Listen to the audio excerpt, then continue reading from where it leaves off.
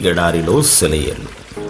December 2వ తేదీ వరకు ఏర్పాటు చేయబడిన ఈ భాగాన్ని మీకు చదివి వినిపిస్తున్నది సహోదరుడు పాల్ సుందరం. శ్రమల ద్వారా సంపూర్ణనిగా చేయుట. హెబ్రీలకు రాసిన లేఖ 2వ అధ్యాయము 10వ వచనము. ఇనుము అగ్ని కలిస్తే ఉక్కు అవుతుంది. అది భూగర్భంలోని రాయి వేడిమి కలిసిన మిశ్రమం. నూలుకి శుభ్రపరిచే సబ్బు, దారాలుగా చేసే దువ్వెన, నేతనేసే మగ్గము కలిస్తేనే వస్త్రం తయారవుతుంది. మానవ ప్రవృత్తిలో మరొకటి కలవాలి. అలాంటి వ్యక్తిత్వాలను ప్రపంచం ఎప్పుడూ మర్చిపోదు.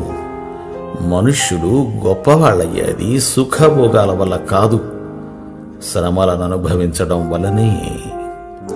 ఒక తల్లి తన కొడుక్కి తోడుగా ఒక గూని కుర్రవాడిని తెచ్చి ఇంట్లో ఉంచుకుంది. అతని కాలు కుంటి కూడా.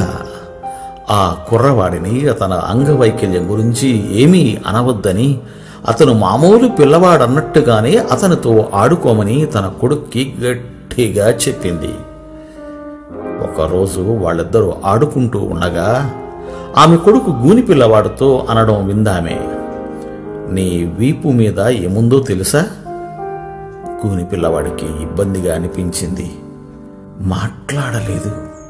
చాలాసేపు సందేహించి ఆమె కొడుకే సమాధానం చెప్పాడు. అది నీ రెక్కలున్న పెట్టె. ఒక రోజున దేవుడు దాన్ని విప్పి ఆ రెక్కల్ని విడుదల చేస్తాడు.